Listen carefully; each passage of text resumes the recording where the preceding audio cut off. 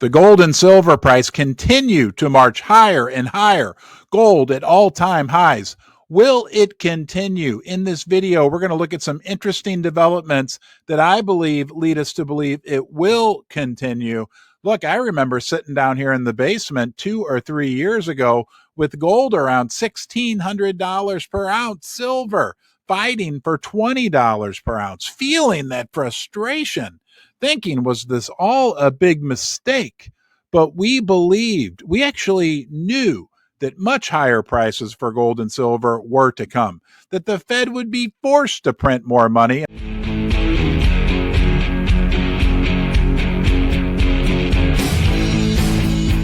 And let's start taking a look at a couple articles here that indicate to us that we are in that zone right now.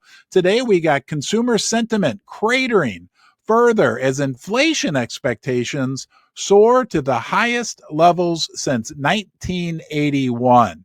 Consumer sentiment tumbled further in April as the impacts of President Trump's tariff policies were top of mind. This was the University of Michigan Consumer Sentiment Survey. But if we go down here, read this. Pessimism over the inflation outlook soared again as one-year inflation expectations jumped to 6.7%, the highest since 1981. Guys, that is big news, a big deal, because we know, right, in 1980, gold and silver had just wrapped up one of their most unbelievable rallies in modern history. We are in stagflation. Stagflation is the most fertile ground for gold and silver, and that data there helps corroborate the fact that that is where we're heading and what we can expect. Let's see what our friend Jamie Dimon from JP Morgan had to say this morning. Take a look at his headline, which says, JP Morgan's Dimon says the economy is facing, quote unquote, considerable turbulence. Let's review, basement dwellers. What is stagflation?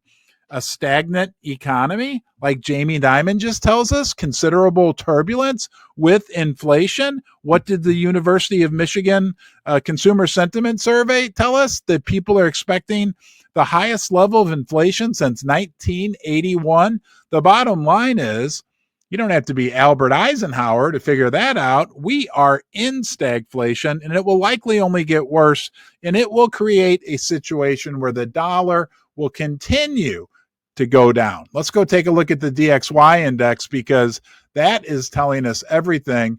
A lot of the smartest guys in the room are telling us right now that if this breaks below 100 and stays below 100, we will have a rocket ship ride in the silver price in particular. The silver has a lot of catching up to do at this point.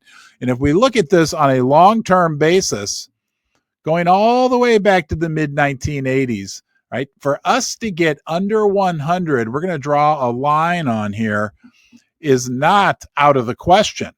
Actually, could probably be expected, because as you look back over the last, almost 40 years of data, we can see that the DXY index spent a majority of the time below 100. Again, this will act as a catalyst to send the silver price much higher. And if we take a quick look at the prices now, we see gold in the futures markets, $3,248 per ounce, silver pushing up against $32 per ounce. Copper, platinum, and palladium also in the green. But guys, we have a situation right now, right under our noses, that looks very favorable for even higher prices in the metal. We know as the dollar continues to lose value, that's only going to be reflected in higher prices for things like silver and gold. And how about $70 silver? Robert Kiyosaki, he said, question, is silver more valuable than gold or Bitcoin? Answer, I say yes, because demand for silver is increasing for use in, have you heard this? Solar panels, electric vehicles, computers, electronics, weapon systems, medicine, water for purification. Actually, the list goes on and on. But he points out here that supplies of gold and Bitcoin do not decrease. However, silver supplies are decreasing. And best of all, silver is the least expensive when compared to gold and Bitcoin. And as the price of gold breaks all-time highs, silver's price remains 60% lower than its all-time high, or at just 60% of its all-time high. Silver topped out in 2011 at $50 an ounce. We're trying to push above the 30 level and hold right now, right? We're only 60% of the all-time high, whereas all these other metals have gone so much higher. Why? Okay, as the price of gold breaks to all-time highs, silver's price remains in that 60% range. Why? Because silver is useful and its price has been suppressed for decades to keep silver affordable for industry. He says, I believe silver's price manipulation is over. I strongly believe the price of silver will slingshot to new all-time highs, possibly 2x to $70 an ounce in 2025. Time for you to buy a little more silver. Well, I'll leave that up to you. Remember, I'm not giving financial advice, but I happen personally to agree with Robert Kiyosaki, and I've made a public prediction that we will have $70 silver by April 1st of 2026. No matter how you slice it or dice it, the reality is this, guys. We are in an epic bull run in the precious metals, and the conditions are right for that to continue.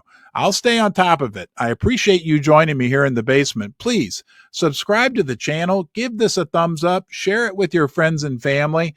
Silver and gold are in for a wonderful future. I'll look forward to sharing it with you. Have a good day, and I'll see you soon.